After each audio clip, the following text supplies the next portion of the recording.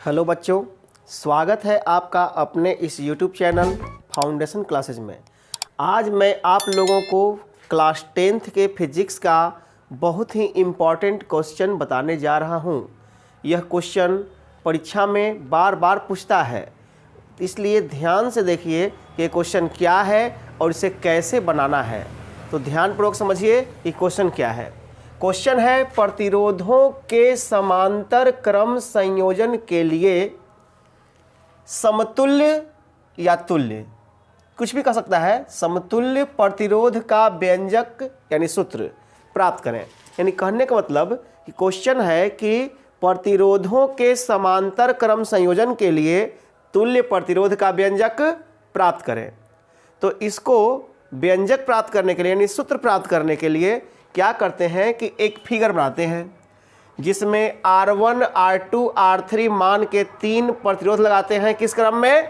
समांतर क्रम में, जिससे धारा प्रवाहित हो रही है I, और यहाँ I A बिंदु पर जाकर 3 धारा में R1 में I1 जा रहा है, R2 में I2 जा रहा है, R3 में I3 जा रहा है, और सभी धारा जा करके पुनः B पर मिल गया है और फिर से I बन गया है। यानी I1 plus I2 plus I3 बराबर I हो जाएगा। तो इस फिगर के बारे में हमको पहले लिखना होगा। तो क्या लिखेंगे? सबसे पहले यहाँ पर लिखेंगे हल, लिखेंगे माना कि R1, R2 और R3 मान के 3 प्रतिरोध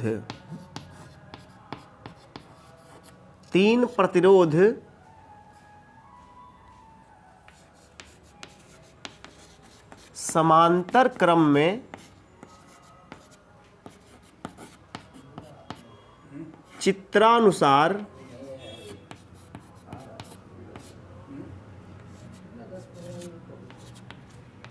जुड़े हुए हैं। माना कि R1, R2 और R3 मान के 3 प्रतिरोध समांतर क्रम में चित्रानुसार जुड़े हुए हैं, जिससे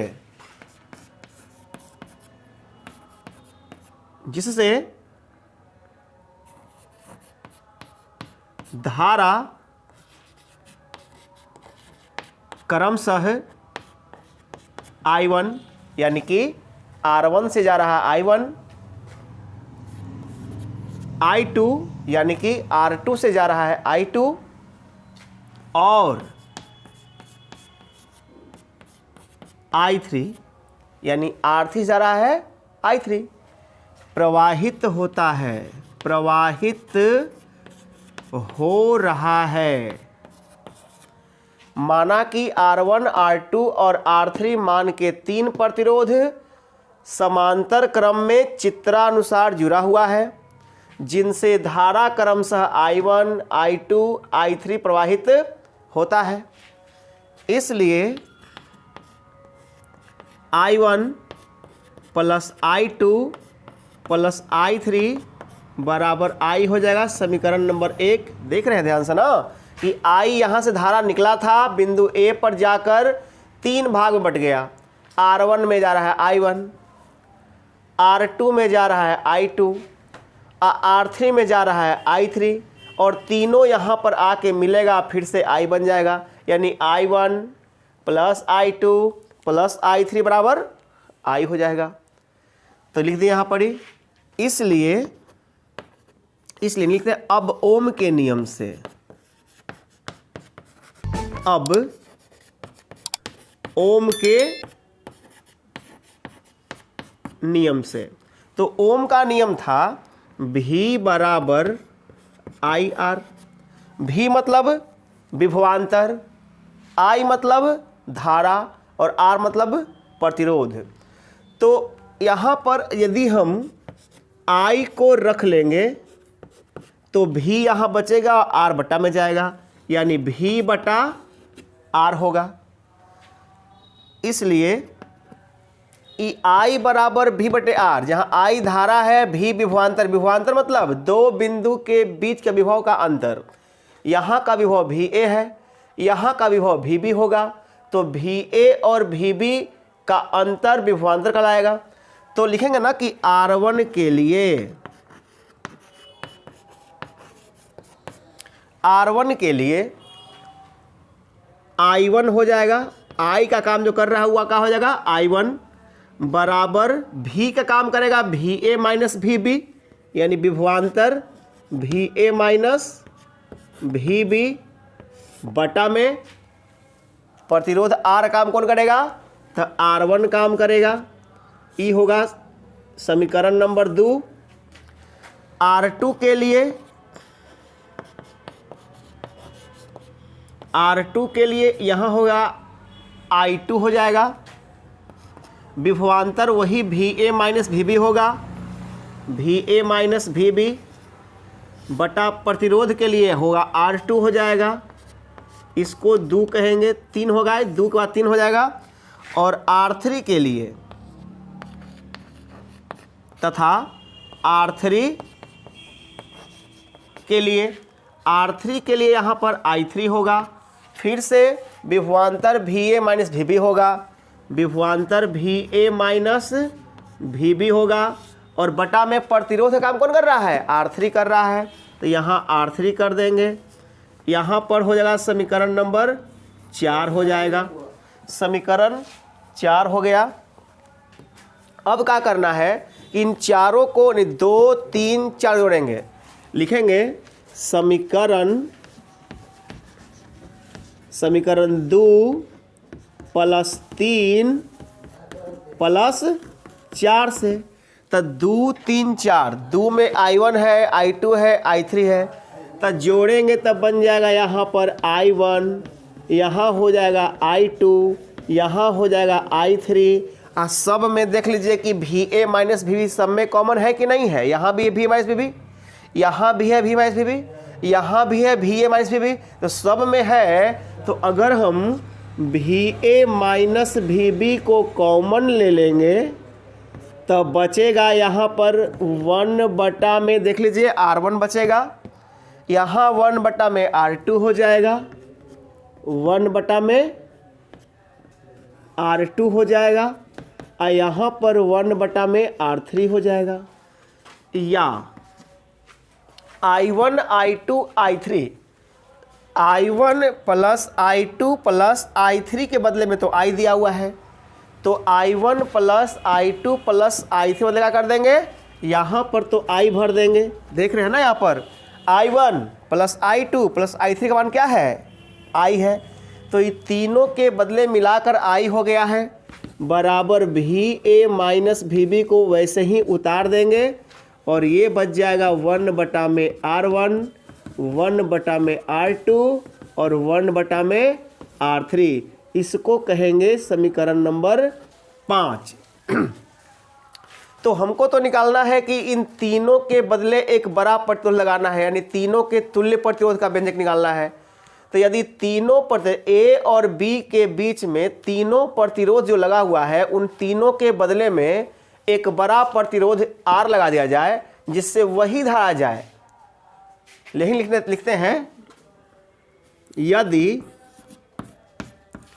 R1, R2 और R3 के बदले एक बड़ा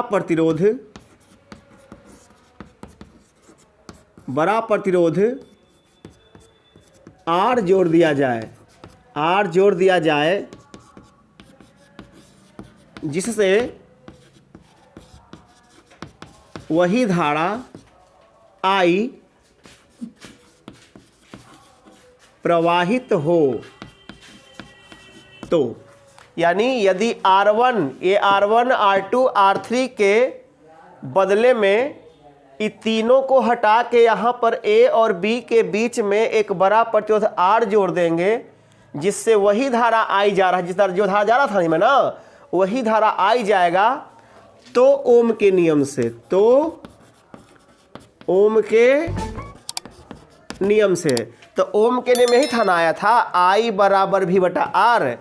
ओम का नियम था I बराबर V बटा में आर, तो आई था धारा, तो धारा जा रहा है। भी क्या है, विभवांतर, यानी दोनों का अंतर होगा ना, भी ए माइनस भी बी।